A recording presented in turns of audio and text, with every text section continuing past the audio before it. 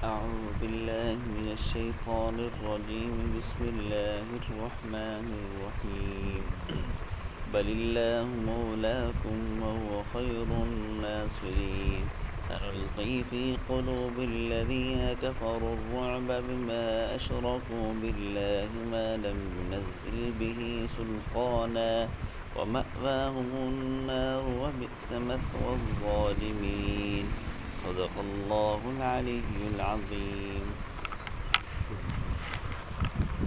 پچھلی آیات میں اللہ تبارک و تعالی نے صحابہ کرام رضوان اللہ تعالی علیہم مجمعین سے فرمایا کہ تم ان منافقوں کی اطاعت نہ کرو، یہ تمہیں تمہارے پچھلے دین کی طرف لے جائیں گے، پہلے والا دین یعنی کہ تمہیں مرتد بنا دیں گے۔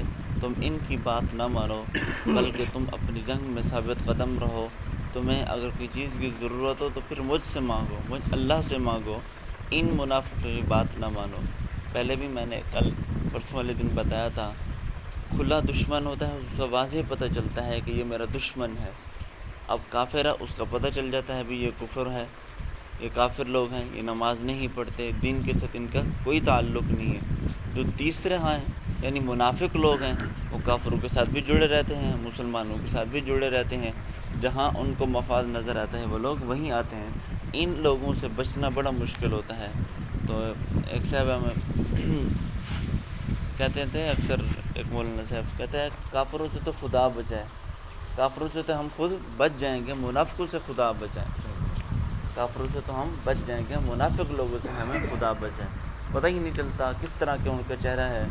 تو پہلے جو منافق تھے ان کا کیسے تھا، مسلمان جب آتے تھے صحابہ کرام مسجد میں ان کو کبھی کبھی تاخیر ہو جاتی تھی، لیکن منافق لوگ صف اولیٰ میں پہلی صف میں آ کر بیٹھ جاتے تھے، پہلی صف میں آ کر بیٹھتے اور آپ صلی اللہ علیہ وسلم کی بات کو اتنی توجہ سے سنتے تو رسول اللہ صلی اللہ علیہ وسلم ایسے معلوم ہوتا کہ بات سننے والے صرف یہی لوگ ہیں اور ہیں ہی نہیں، لیکن دل ان کے کھوٹے اور کالے تھے، نفاق سے بھرا ہوا تھا، تو ایمان ان کے اندر تو تھا نہیں، صرف منافقت کے لیے وہ تھے۔ تو اللہ رب العزت نے فرمایا کہ تم ان کی بات کو نہ مانو، یہ تمہیں تو پچھلے مرتد بنا دیں گے، جس طرح خود یہ کافر ہے تمہیں بھی کافر بنا دیں گے، ان کو چھوڑو بلکہ تم اپنے ثابت قدمی کے ساتھ تم ٹھہرے رہو۔ بل اللہ مولاکم وهو خیر الناصرین، بلکہ تمہارا خدا، تمہارا مولا و مأوا اللہ ہے، تم اللہ رب العزت سے مانگو، وهو خیر الناصرین، اور بہترین مدد کرنے والا ہے۔ تم ان کی کب تک مدد کرو گے، یہ تمہیں سیدھے راستے سے بھی نہیں ہٹا دیں گے، تم بلکہ اگر تمہیں جہاں پر بھی پریشانی ہو مجھ اللہ سے تم مدد مانگو۔ اگلی آیات میں فرمایا سنلقی فی قلوب الذین کفروا الرعب، یعنی اللہ رب العزت نے پھر ان کفار کے دلوں میں ایک رعب ڈال دیا، مسلمان کا رعب ڈال دیا۔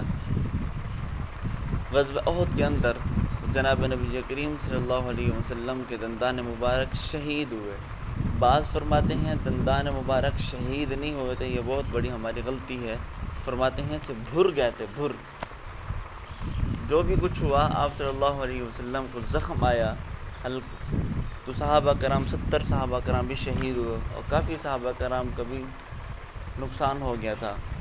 تو ان کو ایک شکست ہوئی، اور جو کافر لوگ تھے ابو سفیان کا لشکر تھا انہیں ایک قسم کی ایک پھر فتح حاصل ہوئی۔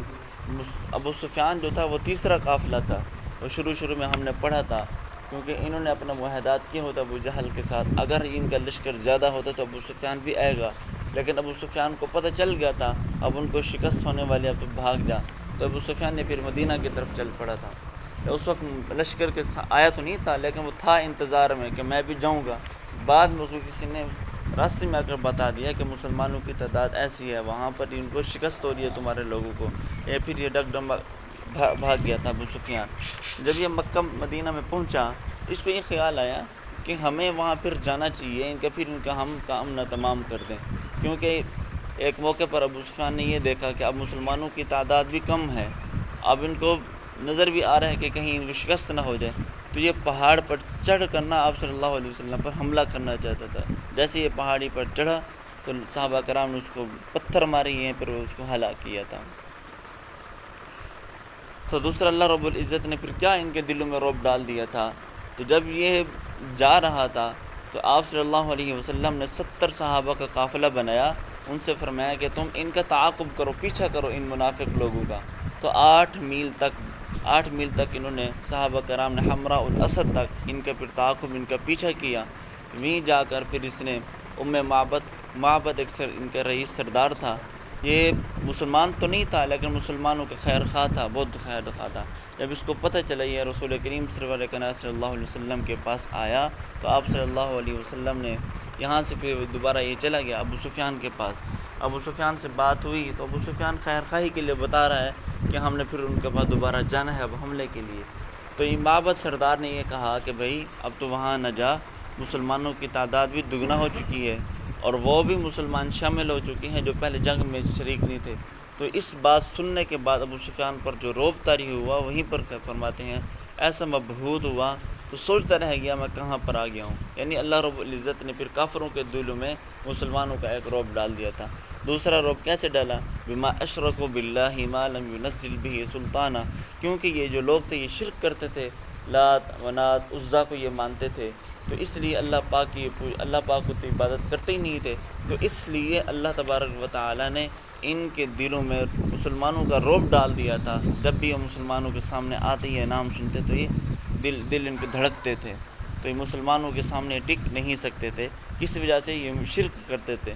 پہلے بھی میں نے آپ سے عرض کی ہے شرک یہ بہت بڑا گناہ ہے، اللہ تبارک و تعالی اور گناہ معاف فرما دیں گے، لیکن شرک اتنا بہت بڑا گناہ ہے کبھی معاف نہیں فرمائے گے، کیونکہ خود حق تعالی شان یہاں فرما رہے ہیں کہ تم لات منات عزا سے تم جو اپنی طلب کرتے ہو وہ تو خود اپنے نفع و نقصان کا بھی مالک نہیں ہے، خود ہی ان بتوں کو کچھ پتہ نہیں ہم کہاں ہے، تم کس کی تم پوجا کر رہے ہو؟ تم میری طلب کرو، مجھ سے طلب کرو، میں تو حق و قدرت والا ہوں، ہمیشہ قائم و دائم رہوں گا۔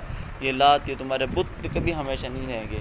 اب اس بات سے ہمیں کیا پتہ چلا کہ ہمیں بت وغیرہ ہماری نفع و نقصان کے مالک نہیں ہے، یہ پیر بھی ہمارے نفع و نقصان کے مالک نہیں ہے، تو یہ بھی ایک شرک کا دروازہ ہوا، شرک ہے۔ ہم دوسروں کے پاس جا کر ہم مانگے، ہم درباروں میں جا کر، یہ سندھ کے اندر تو بہت زیادہ ہی شرک ہے، کثرت کے ساتھ عورتیں جاتی ہیں، بہت زیادہ کثرت کے ساتھ جاتی ہیں۔ تو اب عورتوں کی بات آ ہی گئی ہے تو ایک مؤدبانہ گزارش یہ ہے کہ ہمارے مدرسے کے اندر نا ہر اتوار کو ایک عمومی بیان ہوتا ہے، عمومی آدھ پونے گھنٹے کے لیے، تاکہ محلے کی عورتیں آئیں اور کچھ سیکھ جائیں۔ پہلے ہی شروع میں ان کا جذبہ دکھایا پھر ختم ہو گیا۔ اب آپ اگر یہ کوشش کر لیں ہر اتوار والے دن 10 بجے یا ان کو صرف آدھا گھنٹہ پونے گھنٹے کے لیے لے آئیں تاکہ وہ عملی زندگی کچھ سیکھ لیں گے، نماز پڑھنا سیکھ لیں گے۔ اکثریت ایسی ہیں جن کو نماز کا کچھ پتہ نہیں ہے، نماز پڑھنی ہے تو پڑھنی کیسی ہے، اگر پڑھنا بھی پڑ گئی تو بس ایسے ہی پڑھ لیتے ہیں، کچھ پتہ نہیں اندر کیا پڑھنا ہے، ہم نے بیٹھنا کیسے ہے، ہم نے نیت کیسے کرنی ہے، اور نہ ہی غسل کا کچھ پتہ ہوتا ہے۔ یہ حقیقت ایسے ہے، 90% عورتیں ایسی ہیں جن کو ابھی تک کچھ پتہ نہیں ہے۔ تو اس لیے میں آپ کو مؤدبانہ گزارش کروں گا، اپنے بچوں کو، اپنے گھر والوں کو ہیں ان کو بھیج دیا کریں، آدھ پونا گھنٹے میں کیا ہوتا ہے، تو اللہ رب العزت ان کو بھی دین کی صحیح سمجھ عطا فرمائے۔ تو یہی عورتیں ہی گھر کا حالات خراب کر دیتی ہیں، پیروں کے پاس جانا آنا جانا یہ سب تماشا بنا دیتی ہیں۔ تو اللہ رب العزت فرما دیتے ہیں ما لم ینزل بہ سلطانہ۔ اب یہ شرک کرتے تھے، ان شرک کرنے کی ان کے پاس کوئی دلیل بھی نہیں تھی کہ ہم جو ان بتوں کی جو پوجا کرتے ہیں ہمارے پاس کوئی قرآن پاک کی دلیل، کوئی تورات انجیل کی دلیل ہو ہم ان کی بیان کریں، یہ بھی کچھ بھی نہیں تھا۔ وَمَأْوَاهُمُ النَّارُ۔ تو اللہ رب العزت فرما رہے ہیں یہ تو دنیا کا حال یہ ہے، ان کو ٹھکانہ نہیں ملتا، جب ان کو کشیدگی آتی ہے تو پھر راستے در بدر پھرتے رہتے ہیں، تو آخرت کا حال کیا ہوگا، ان کا جو وہاں پر ٹھکانہ ہوگا تو پھر جہنم کا ٹھکانہ ہوگا۔ بئس مثوى الظالمین، یہی ہے ظالموں کے لیے ٹھکانہ ہے۔ تو اللہ رب العزت مجھے اور آپ کو شرک کی ان بدولوں سے ہمیں بچائے رکھے۔ وما علینا الا البلاغ المبین۔